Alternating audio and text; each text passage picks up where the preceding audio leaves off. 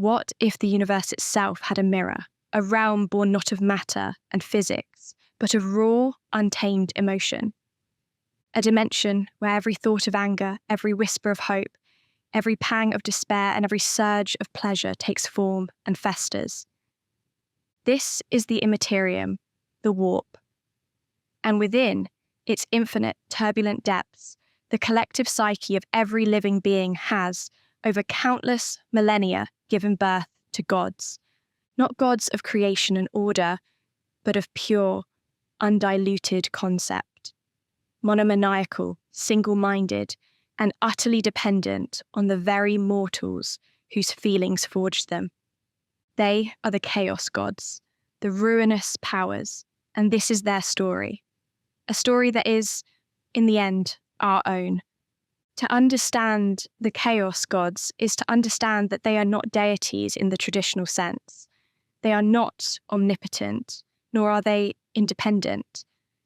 They are powerful beings of the psychic universe, created and sustained entirely by the emotions and souls of every living being in the material universe. Their existence is a parasitic, or perhaps more accurately, a symbiotic relationship with mortal life.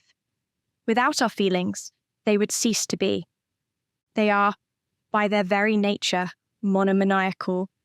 Each is formed completely from a single powerful emotion or concept, making them the ultimate embodiment of that idea, but also blinding them to all others. They are incapable of nuance, of compromise, of anything outside their narrow domain. This singular focus is both their greatest strength and their ultimate limitation. A god's power is not static. It waxes and wanes with the tides of emotion in the galaxy. A great war feeding Khorne, the blood god, with rage and violence, a plague sweeping across worlds empowering Nurgle, the lord of decay, with despair and resignation. This constant ebb and flow of psychic energy is the lifeblood of the warp. From this power, a god can devote a fraction of its consciousness to create demons.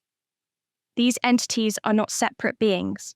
They are extensions of the god, their appearance and character a perfect reflection of their creator's nature. A bloodletter is a shard of Khorne's boundless rage. A plague bearer is a fragment of Nurgle's cyclical despair. At any moment, the god can reabsorb these demons, the psychic energy returning to the whole.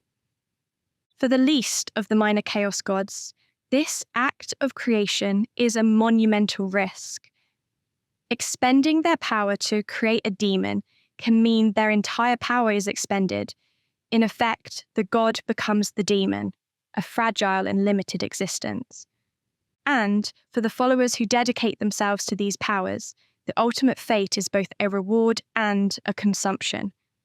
When a follower of a chaos god dies, their soul is not judged or sent to an afterlife.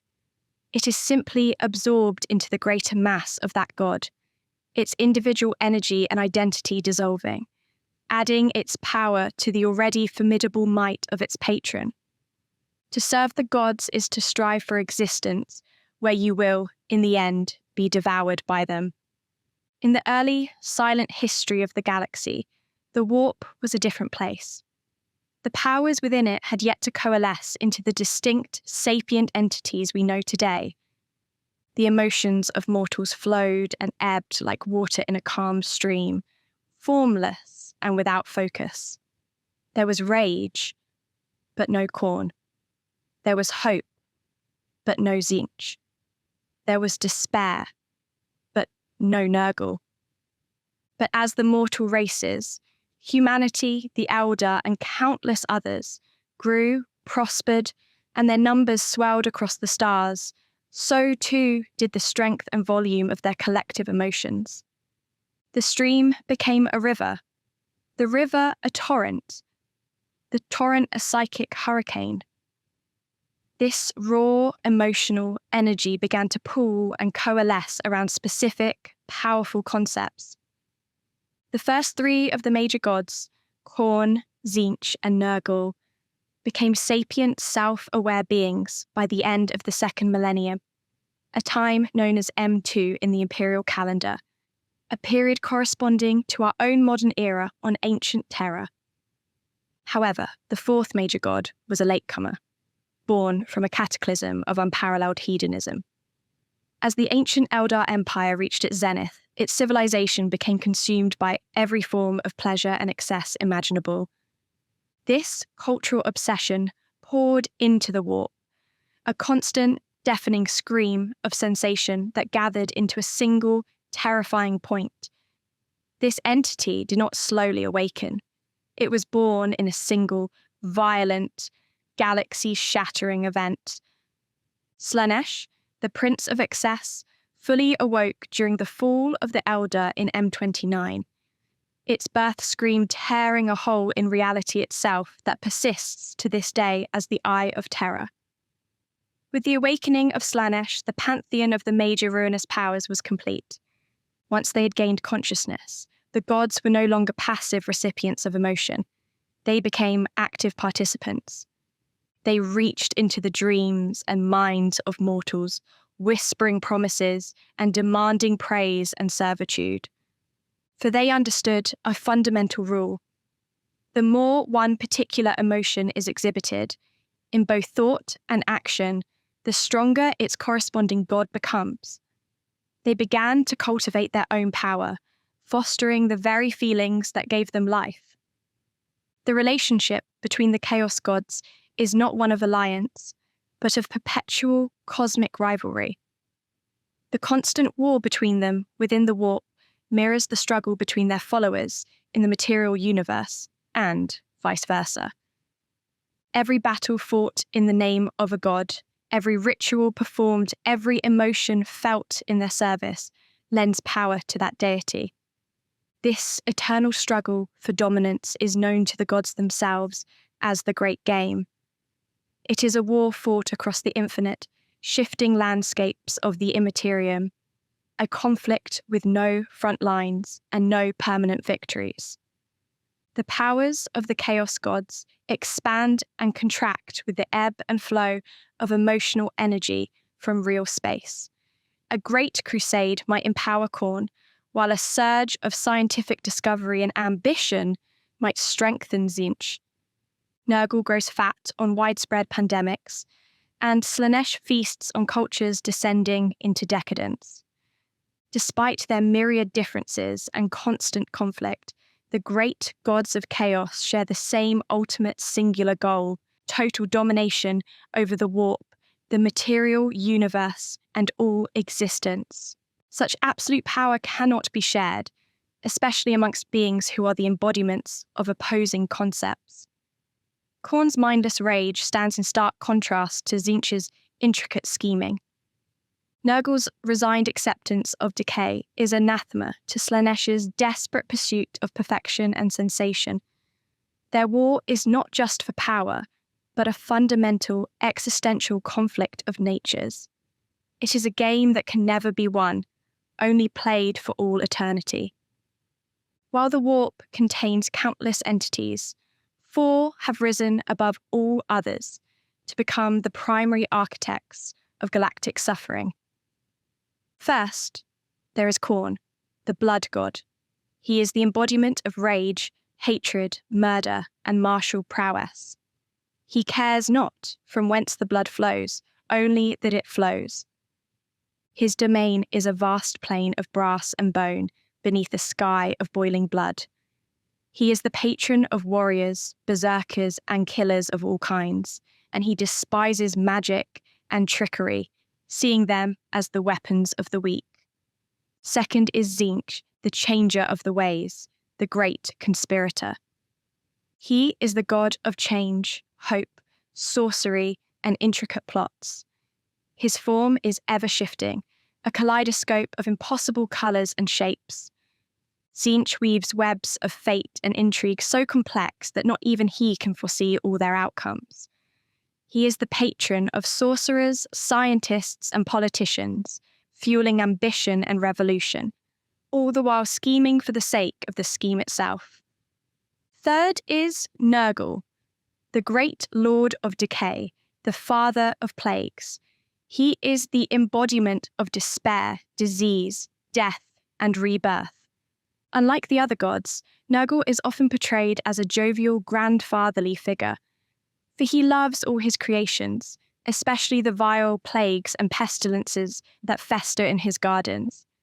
He represents the cycle of life, death, and decay, and offers his followers freedom from the fear of mortality through the comforting embrace of despair and resilient, rotting immortality. And fourth is Slaanesh, the prince of excess, the lord of pleasure. Born from the hedonism of the elder, Slaanesh is the god of pleasure, pain, perfection, and sensation in all its forms. Slaanesh drives its followers to ever greater heights of experience, pushing them to surpass all limits in art, music, war, and love, until all that remains is a desperate, addictive pursuit of the next greater sensation, regardless of the cost to oneself or others. The pantheon of chaos is not a static, closed council.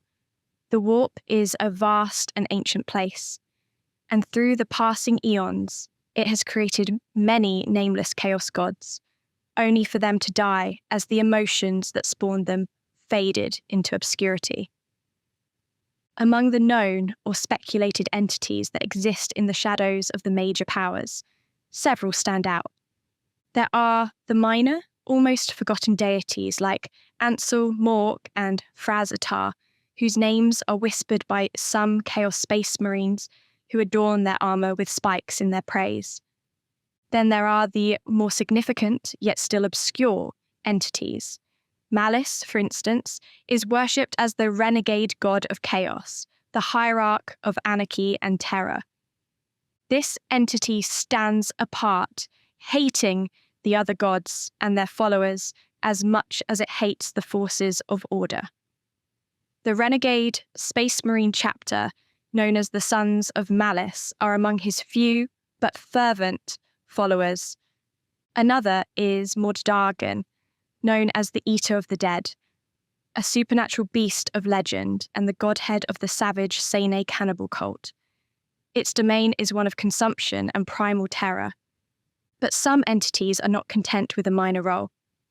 They are aspirants, seeking to join the ranks of the major powers. Vashtorr the Arkifane is one such being. Ruler of the Forge of Souls, he is called a demigod of inventors, engineers, scientists, and artisans. He embodies the drive to create and innovate, but twisted towards dark and chaotic ends. Vashtorr actively schemes and gathers power, his ultimate goal to ascend and become a fifth major chaos god in his own right.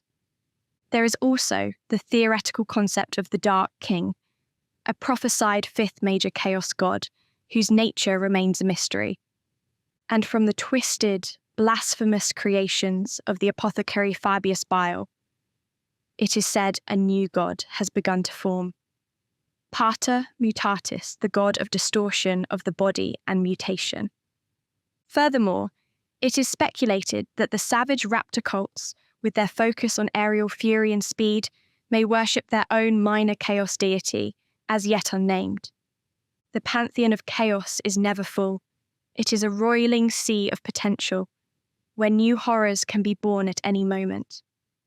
The chaos gods draw their power from the collective emotions of the galaxy, but they enact their will through dedicated followers. The most devoted of these are known as champions. These are individuals, be they mortal humans, corrupted space marines, or Xenos, who have drawn the direct attention of their patron god. They are spiritually bound to their patron, and in return for their service, they are rewarded with gifts. These are not mere weapons or artifacts, but physical and psychic transformations that warp the champion's body to better reflect their god's nature. A champion of Khorne may have his fists fuse into ossified, bone-crushing hammers, while the champion of Tzeentch may find his mind flooded with forbidden knowledge and his form constantly shifting. The ultimate reward for a champion. The highest blessing a chaos god can bestow is ascension to demon princedom. This is a ritual of apotheosis, where the mortal follower is torn from the material plane and remade in the warp, becoming a powerful, immortal demon prince. They retain their free will and identity, but are now a permanent part of their god's power, a general in its eternal armies. It is the closest a mortal can come to godhood, a twisted form of immortality paid for with an eternity of servitude in the great game. The Chaos Gods are the ultimate paradox. They are beings of immense reality-warping power, yet they are utterly dependent on the most fleeting aspects of mortal life, our emotions. They are the dark reflections of our own souls, given form and agency in a dimension of pure thought. They are not invaders from outside. They are a cancer grown from within.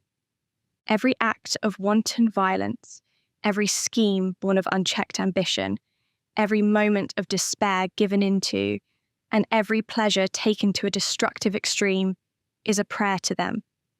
It is an offering that strengthens them, that fuels their eternal war and brings their nightmarish reality one step closer to our own. Their existence forces us to confront a terrifying possibility that the greatest threat to the universe is not from without, but from within the collective psyche of its inhabitants.